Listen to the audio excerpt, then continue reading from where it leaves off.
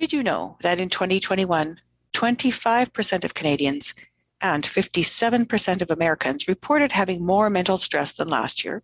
Stress affects focus, decision-making, follow-through, and ability to see the forest for the trees. Let's bring some calm and order into our lives, shall we? Productivity Toolkit 2022 to the rescue.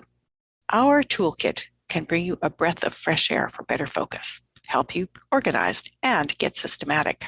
You get 12 actionable templates to use immediately, and you're invited to quarterly workshops about how to apply each tool now. With the 2022 Productivity Toolkit, you get 24/7 access to all the templates and tips on how to use them. This year, I divided the toolkit into 4 key themes focused on systems: power of one, power of two, power of team, and the power of scale. I know you will love them. Here's what one customer had to say about last year's toolkit. I thoroughly enjoy your productivity tutorial sessions. They help me bring a lot of improvement to my daily routine. I use some of these tips and the templates with my staff, and we are all the better for it. Our 2022 toolkit, Get Systematic, will be released soon. Imagine the benefits that monthly guided reflection will provide you with our toolkit. Then watch those benefits power up as you integrate body, mind, and spirit through our practical, insightful quarterly workshops. If you purchase before December 15th, you get in our last year's price of $27.99 and receive the quarterly workshops free. After the 15th, that price goes up to $47.99, and the quarterly workshops are priced separately at $47 each. As you can see, the early bird gets all the rewards. So get in on the VIP advanced launch by heading over to shiftworkplace.co/productivity tools. That's shiftworkplace.co/productivity tools.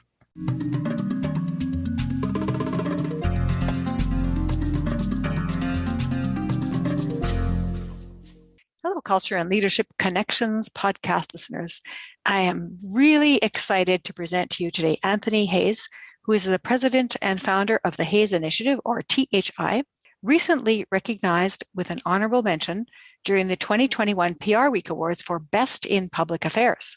He is a certified LGBTQ-owned and operated public affairs firm that supports clients, projects, and initiatives across all sectors, including government. THI founder Anthony Hayes has spent more than 18 years in communications, crisis and issue management, and political and legislative campaigns. Anthony's firm has advised clients who are involved in complex legal matters and managed high-stakes media relations during crises such as Bridgegate, airport security breaches, and natural disasters, including Superstorm Sandy and the hurricane relief efforts in the U.S. Virgin Islands. Wow, amazing. At THI, we help leaders and organizations deliver major initiatives, break through the noisy media landscape, and navigate the world of politics and government. Anthony and his team excel with high-pressure, politically sensitive, and confidential issues while maintaining the utmost level of discretion and judgment. That's a balancing act, is it not? It really is. It really is. Welcome, Anthony. I'm so excited that you could be a guest on the Culture and Leadership podcast. Well, thank you for having me. I'm excited to be here. Why don't we start with asking you to tell the audience a little bit about who you are and what you do outside of that formal bio? Sure. Well, again, Anthony Hayes, and I started and founded my company in 2017 after wrapping up working on Secretary Hillary Clinton's presidential run in 2016. Obviously, wasn't the ending that we expected to the election, and having that pivot as a leader, as a business professional, trying to figure out what was the next step, I decided to start talking to a couple of communication firms in New York City, and several people told me, we'd love to have you run our communications again. Let us know what shop you land at, and we'll, have you run our stuff again. And a very wise friend said, you've always wanted to start your own firm. How many retainers do you need to start a firm? And, my reply was, I don't know. How many do I need? And, it was a very sort of like, I just was not necessarily in the headspace of starting a brand new business. But finally, another person called and said, your name keeps coming up. We're looking for somebody to run a nationwide bus tour to get earned media around not repealing the Affordable Care Act. And, your name keeps coming up. And I said, oh, goodness, you can hire, my firm. And she said, oh, okay, great. Just send us your contract. And I said, absolutely. And then I opened Google and Google contract. Contract for communications specialist. And then 5 years later, here we are. And I've managed to convince several people that have worked with me in other capacities to join the team, and really proud of the work that we do and the team that I have with me. Wow, that's a great story. And also to be able to transition from working for somebody to being your own boss, it's not easy, is it? No. I think the most fascinating thing about starting something new, my first year was really me and one other person. And then we added someone and we kept adding contracts and work. And really with each year, I'm realizing my job needs to change each year, which is sort of a strange phenomenon. The deliverables for clients is obviously still very high and hold ourselves to the high standards. But, sort of me being the primary person with a client, that's sort of an interesting transition and a wonderful growing pain to sort of experience and work with clients on making sure that they understand that the person who is their lead day to day, really, they'll be much better served and I'll be there through key parts. And that also allows me to keep making sure that we're growing and the business side of things are being taken care of. So it's been a really fascinating and new learning curve for me. And I've really loved every bit of it. I think it's a sign of a true entrepreneur if the person who founded the company feels that their job evolves and changes each year. You stay at the level of business owner if your job doesn't change. Yeah. A lot of people who own a business have difficulty with that. How have you been able to negotiate that kind of continuous evolving process and seeing yourself in a new role? People often get very attached to the particular things that they're doing. How have you been able to negotiate that process? Great question. And it's not one that I necessarily have the most probably elegant answer to, but I think, at least in my personal experience with this, is that there were different pain points because either certain things weren't happening or I wasn't giving an employee enough space to do what they needed to do, or there was just a pain point and the pain just sort of got to a place where I was like, something isn't working. And then, you try different things. And of course, I would like to say that I'm evolved enough to say immediately that it's like, oh, it's me. What? But, you aren't? but I may need to be honest and say that I actually, at first I'm like, well, maybe it's a system or maybe it's, the employee or it must be the client. And, of course, I'm the last one to think that it's me. But I try to be very aware of trying to get to what the actual pain is. And I think I just have realized that it's like, oh, right. The reason I need to just not be in this. That's what's causing the problem. That's what's making things not run as smoothly, is because I'm involved and there are people now that do that. So get out of the way. Well, that's really good self-awareness. And also, I think when people get attached to what they do, they can't evolve into the next stage of who they're going to be. Sure. And you seem to be not in that trap, which is really great. So let me ask you a few questions about your childhood. So can you share a couple of incidents from your childhood that you think really were foundational and formational for you? There's one in particular that sort of always sticks out. I live in New York City now, but grew up in Enid, Oklahoma, which is obviously dramatically different than where I live today. And I really do love a lot of the community and small townness of what I grew up in.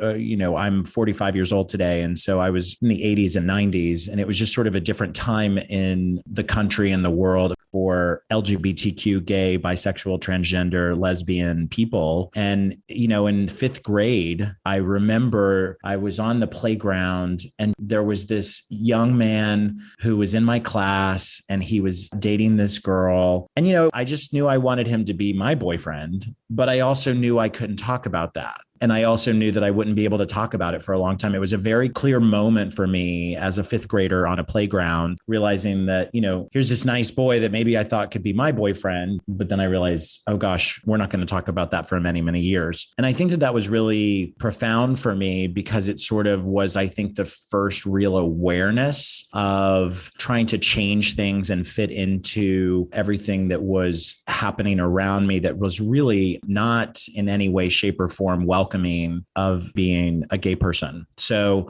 that was really, I think, probably the beginning hyper awareness and really being able to read a room very quickly, being able to read someone's response very quickly and, being worried, did something register? Did I do something that maybe was a little effeminate? So it just became a very clear defining moment, I think, in my childhood. That's when you realized that you were going to have to negotiate this carefully. Oh, yes. And I realized that it had the real possibility, if I did not, of physical harm. Yes. Yeah. It was a safety issue. for sure. Correct. I mean, among others, but for sure, the physical harm could be significant, even leading to death. Yes, absolutely. Yeah. In a way, it's similar to how people feel racially discriminated against, and your antenna becomes very sensitive. You learn to read a room really quickly. You learn to find out where the dangerous spots are, who the potentially dangerous people are, and you just learn to negotiate that. And I don't know if it's conscious or not until you reach a certain time when you can reflect on it, but you start to think, okay, well, if they did this now, then there is no going to step one. Or if they did this now, maybe we'll go to step two. Maybe we could be friends. And if they did this now, well, maybe we could actually have a more honest conversation, right? Yeah. So you kind of have to measure it out. And there's all these flags along the way. Am I getting this right, or am I just? No, absolutely. I think for me, I can obviously speak most of my experience. And I think you really start to tailor all interactions, really every single interaction with another person, whether they're family, whether they're friends, whether they're at a store, whether they're, at your church. You start really watching and thinking and wondering, okay, how much can I trust here? How much can I let my guard down or not? It is a fascinating, exhausting way to go about it. Truly. Did you ever feel like you could relax and be yourself? No, not really. I mean, I think what I found and turned to, which is all too common, was, I really turned to alcohol at a very early age. I really started engaging in drinking and smoking and in the sort of I think I was around 13 and really destructively early. And it definitely was used as a numbing agent to sort of really just stop all of the really psychic pain around this really complicated experience. And it's complicated because also I was definitely one of the cool kids. So I had the real extreme pleasure because I was funny and easy to get along with, and everybody enjoyed being around me. I was very popular in junior high, high school, grade school, and really look back on it sort of in awe that I was so nervous and anxious all the time because, I was running in the circles of the cool kids where I was in, so to speak, but yet not all at the same time. And so, but the stakes were really high. Yes, if you fell, you would fall from a very high pinnacle. Yeah, no, that's a very apt way of putting it. And so I drank really intensely, destructively, really for anybody, but especially youth. At that age, yeah, when your neurons are forming. Yeah, exactly. Yeah. And then finally, there was some intervention that happened, and I went to rehab at 16 and then was sober for the last 2 years of high school. And then I sort of went through, I've had a very long history of alcohol. And so I started drinking again when I was 18 and then stopped when I was 29, 30. I'm coming up on what is 16 years sober. So sort of a long history of alcohol and certainly would consider myself an alcoholic. That is a brilliant milestone. 16 years of sobriety. Yeah. It both feels like it's been 16 years on some days, and then other days it feels like, a blink of an eye.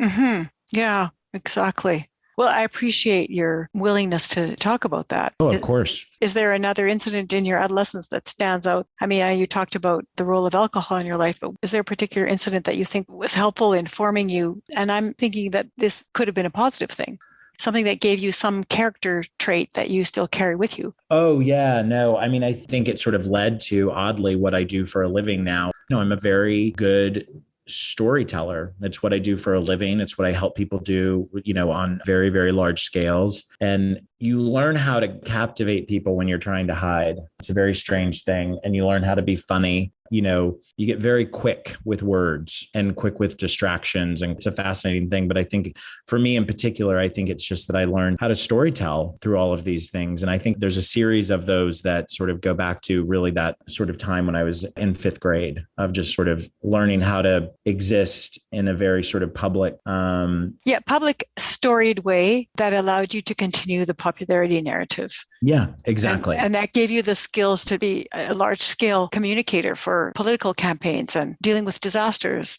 You might not have had that otherwise. Yeah. And I think starting off at that early age, sort of needing to be grace under fire as much as possible and against things that were really high pressure, had intense, emotionally charged things. and to be able to keep your cool and, make a group of people laugh to change the subject of, maybe you did something, maybe you said something, then you may have caught someone's eye of like, what is he saying? So you were always on such high alert that you just sort of learned how to be very, very calm under a lot of pressure. Yeah, that's why you can deal with things like Superstorm Sandy. Yes. Because you're on high alert, but you can manage it because you have another self somewhere. Yep. But you're also aware of the damage that can be done if a slight indiscretion happens. Yep. And most people who don't have consequences to their indiscretions don't develop that skill. Yeah, 100%. Let's go to the groups that you were born into. You're born into this smaller place in the United States. So you're American, you're white, you're male, you're gay, but you were born into groups, right? You're born into a family. You're born into, what was the region like? Was it prairie? Was it mountainous? Was it forest? I don't know. All of those things affect your sense of culture. So those groups, maybe you were part of a religion, all of those languages, what affected you? Which of those groups can you think about now and say, yeah, this really formed me, this shaped me? Yeah, I think it's certainly my parents, in large part because they worked really incredibly hard in a warehouse for minimum wage in Oklahoma.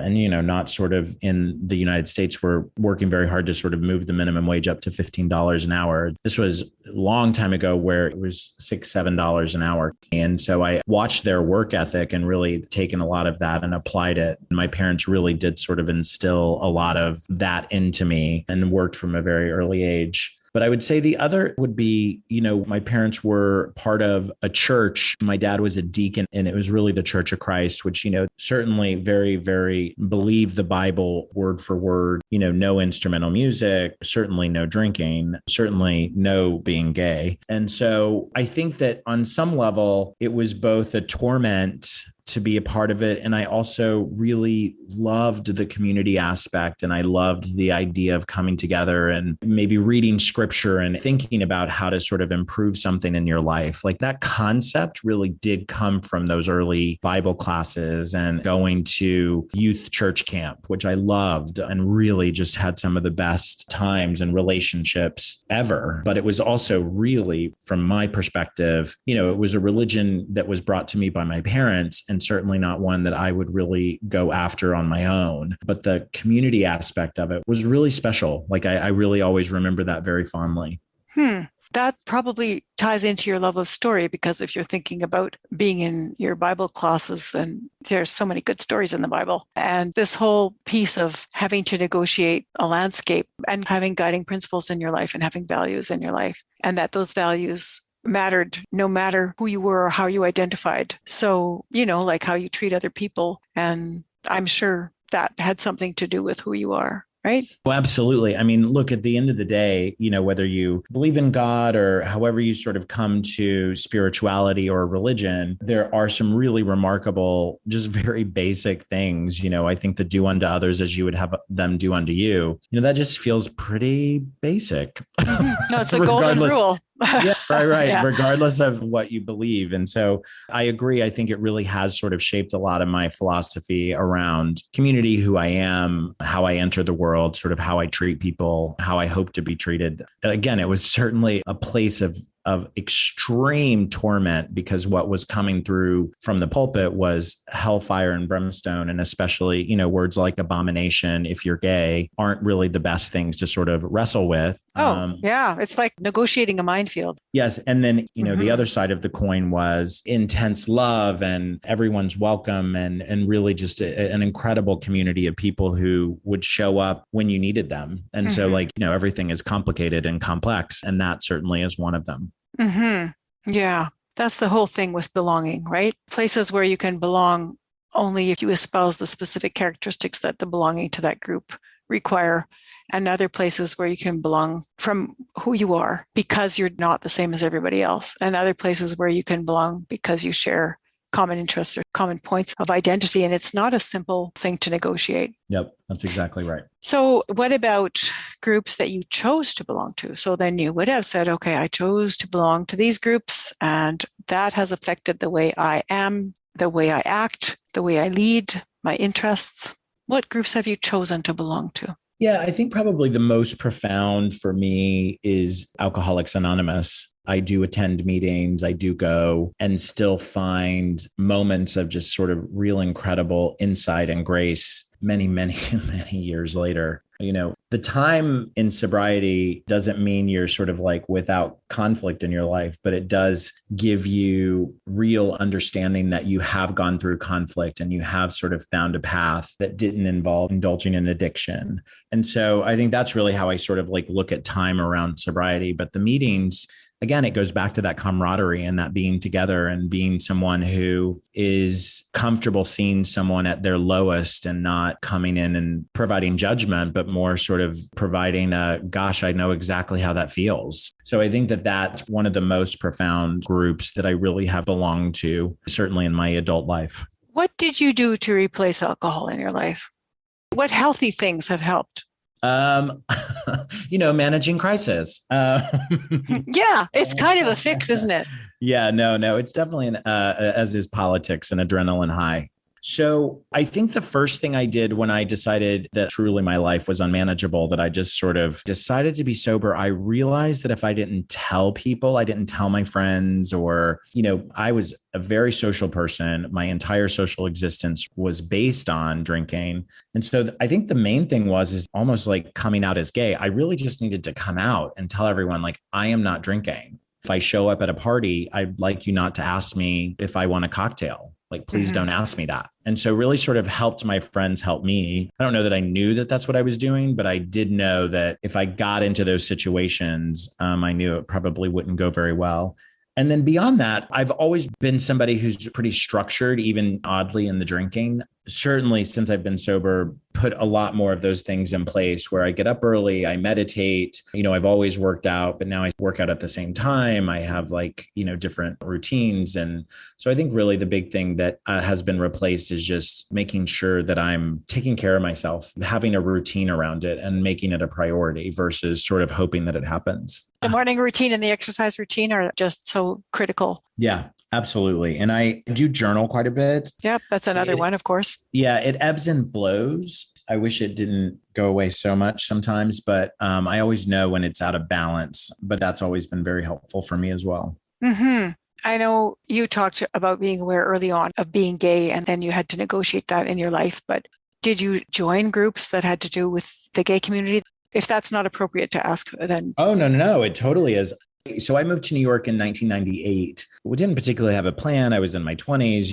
Let's keep in mind at the time I was still drinking. And so it was really quite a wonderful experience coming here and seeing this vibrant gay community that I could be a part of. In major cities like New York City, you can really enter into various communities culturally, sort of however you'd like, so that at the time we had, as we do today, a vibrant nightlife scene, which I took to like a fish to water. But I also had a great group of, older gay men, more established, had their careers, they were probably in their 40s and just had a really good head on their shoulders and just said, listen, you absolutely can be out all night. You can be out till the sun comes up, but you're also going to the Gay Men's Health Crisis AIDS Walk. And then, you're also going to go to the Human Rights Campaign dinner, which is where we learn about sort of all the legislative battles that we're having in the United States around LGBTQ plus equality. And so because of that, I was straddling the line between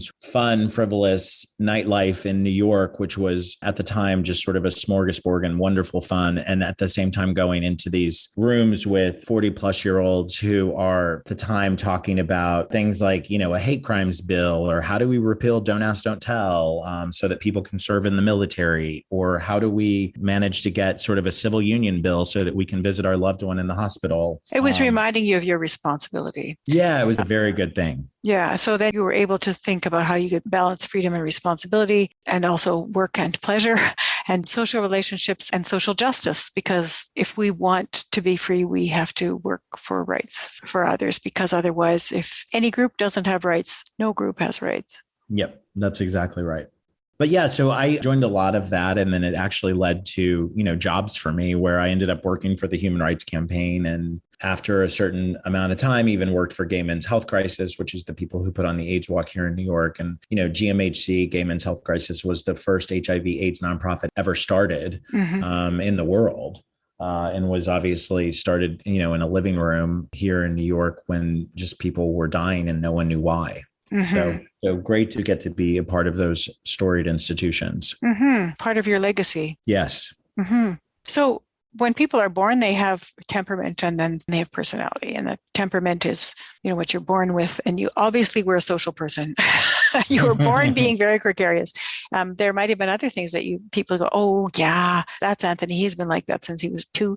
So maybe you can comment a bit on that. And then personality builds over time and can be fluid and changing, which you also talked about when you talked about your evolving role as the founder of your organization. So you learn and you accept or don't accept to overcome certain obstacles, and then that forms your personality. So what would you say you were born with, your temperament, and then what might be something that you added on through experience? Yeah, I think my temperament, if I was to try to drill down on a key thing, is very optimistic. Like somehow, everything was sort of excitable and, I'll say yes to that, or I'll do that, or I'm up to go to the party, or I've always been that person, even as a kid, where to your point, I was very social and very fun and always willing to raise my hand and quick with a comment at school. And it's all through the lens of connecting. And I don't know, it's always felt very hopeful to me. And it's made me feel very full to be sort of out and about and very social. Do you know this drama game called Yes, Let's?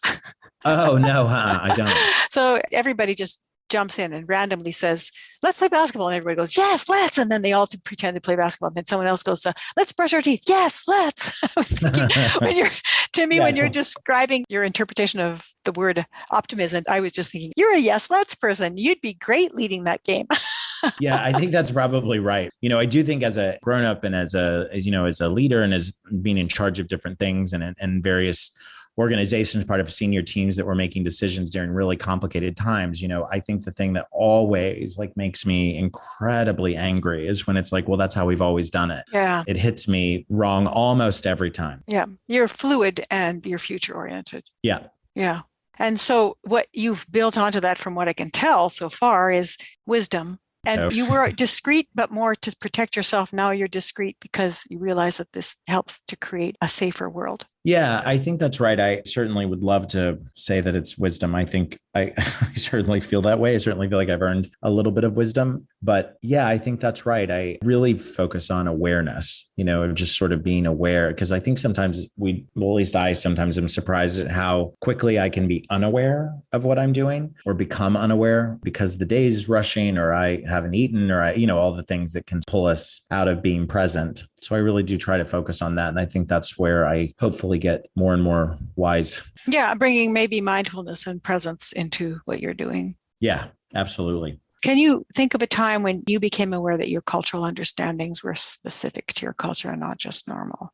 Yeah, on some level, I guess it's just being a New Yorker at this point, because I think we tend to believe on this little sort of 12-mile long island and 2-mile across where millions of people live, that this is how the world works. And so I don't know, I find it very funny when you leave here, you realize a lot of New Yorkers don't understand that the rest of the world doesn't live the way that we live and have all the privileges and things that we have, because it is a fabulous culture here. So I don't know why that came to mind when you said that. Can you think of a specific incident that reminded you? I think it's politics, right? So because I've worked so much in politics, and I think I'm often the one that reminds, whether it's on a work level or a personal level, that this is a bubble in New York, LA, Chicago, your big cities. Those are bubbles of what may be more liberal, maybe more culturally diverse. Certainly you just have more options in bigger cities. And, I think that a lot of people don't understand that, there's really a lot of great humanity that exists in places like Oklahoma, Texas, all across the country. But I think they don't realize it's a different way of living, but we're actually the odd man out in New York City. I don't think that a lot of people get that. Breadth of experience and breadth of social connections, and there's depth of experience geographically and depth of social connections geographically. And so if you're talking in New York, you've got a lot of breadth and then you form relationships, but it's not the same kind of relationship as having lived in the same town for 3 or more generations, where you understand slight little nuances in the local culture, but you would miss all the other stuff outside of that. And the people that have breadth of experience understand the nuances of negotiating and bridging, but they miss all the cues for the depth of place. Yeah, it is fascinating just being in a place like New York City and being from Enid, Oklahoma, and also traveling the country as much as I have. I'm grateful for having that experience because it helps me be a little bit more compassionate generally. So if somebody is hiring you for a contract, what's the best way to work with Anthony Hayes? What brings out the best in you? Well, one, I love a good crisis. So and that's always a good way to start. But I think the thing that I enjoy the most is when people bring us in and really sort of understand that we're coming in to fill a deficit and that we can step in and both respect that there's certain things that we're just not going to know and help us be really transparent and open with us. I mean, at the end of the day, we're helping people communicate their values and who they are, whether that's a business or whether that's a person or an elected official. You're talking about who you are and what problem you're hoping to solve in the world. And so the best way for us to help you do that is to be as transparent and open as possible with us. And on some level, which is always difficult, I think, for everybody, is to be vulnerable with us, because then we start to really understand, oh, this is what you're trying to say. Because a lot of times, especially when we're approaching something in crisis, the reality is the people who are coming to us are pretty vulnerable, especially if it is something that has truly bubbled up and is public and in the press. So we just get to see people and really get to know them very quickly and get to really understand the things that they believe in and who they are. And I think it's just great what we get to do. But I think it's the thing that helps us help them the most is transparency and as much vulnerability about where weaknesses might lie in terms of storytelling. That would be always helpful. You don't want to let a good crisis go to waste. And you have that kind of optimism around crisis that most people wouldn't have because they're immersed in it. So, because you can say, this is an opportunity to heal, to grow, to solve an issue, to bring something to light, to show values in a way that haven't been shown before. And people may be able to balance their triggers from that. I'm just guessing, but I'm thinking if I were in the middle of a crisis and I called the Anthony Hayes Initiative and you said to me, oh, this is great. Look what good thing can come out of it. Or that was really important. So let's put that in the public because that's what people really need to hear. I would feel so relieved that someone could actually understand that rather than doom and gloom and there's nothing you can do and it's all going to hell in a handbasket kind of attitude. I don't know. It's funny that you say that because I actually talked to my team quite a bit about this, where I'm like, I think from a tools and tactic point of view, from communications, working with media, knowing how to do the job, so to speak, I think we're excellent at that. And that's really fairly straightforward, right? But it's the intangible, which is the feeling that you're talking about. I really want and hope that every client that we have, and a lot of times they'll say it and we get to hear it, but we come in the room and they're like, oh, thank God you guys are here. I want to be able to bring that because I do think, part of why bringing in an outside person is sometimes beneficial, either whether it's launching a new initiative or managing a crisis, is, I'm not close to it. So right. You can be detached enough that you're going to provide that perspective that people need to balance. Yeah. I don't have groupthink. I don't think it's the best thing in the world. I'm going to be honest about that. And that's what you should want from someone. And when you are in a crisis, you listen, it's not about if a crisis is going to happen, it's when will the crisis happen. Oh, yeah. And that's true for all of us, both personally and professionally. And so it's an opportunity. I don't know exactly what the opportunity will be. It does become a little bit of chess, so to speak, so that you're moving a piece here and then you see what the next move, maybe from a reporter or an elected official, whatever the crisis might be, you start moving things and then you start to understand oh, this is our path forward, but that may not come for 2 or 3 moves. But if you're communicating your values and if you're communicating who you are and what you believe and what problem you're hoping to fix in the world, people tend to be pretty receptive and can be forgiving if you come out with the right level of humility. It's trusting the process and believing that the values that people hold most dear will come to the fore. Yeah. Their crises range in scale from 1 to 10. 1 is like a minor crisis. And then you have 10, which is, a big, big crisis. Regardless of where you land on the scale, it really, truly is a chance for you to peel away all of the noise and get to what really matters and to communicate that. And I think that's what gets lost is people try to boil the ocean sometimes in these statements or in press conferences. And it needs to be very simple and very basic communication. I think it gives you an opportunity to really peel away and focus on a key thing that you care about. Yeah. The little boy washed up on the shore. Yeah. The 3 dead ducks on the side of the road. It's those things that really hit people at the heart level and help them to connect to the bigger piece. But we could do this forever. So here's your soapbox moment. Anything you would like to promote, let people know about. We'll certainly put all the details in the show notes. One, I'm just so thrilled to be on, and I hope your listeners found real value in it. And we love meeting new people, even if it isn't something that's sort of an immediate new contract, but maybe a partnership. So I hope folks will find me on LinkedIn or find us on the web at hayesinitiative.com. Awesome. Is there anything else you'd like to say to end with? No, I think this was great. And I think we're in a real moment about mental health. And so I think it's always very good to just sort of think back as a leader and think about how and what are the things that shaped you. So it was really a great conversation. Thank you for saying that. And Anthony Hayes of the Hayes Initiative, you are doing wonderful work and I applaud you. Well, thank you so much. It was great to be here.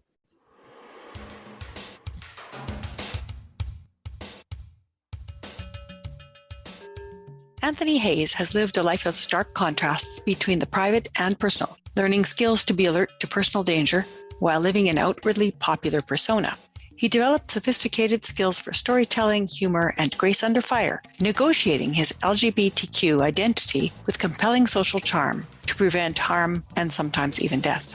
This tightrope tension put his nervous system under constant stress, and Anthony turned to alcohol at age 13, needing to go to rehab only 2 years later as an alcoholic.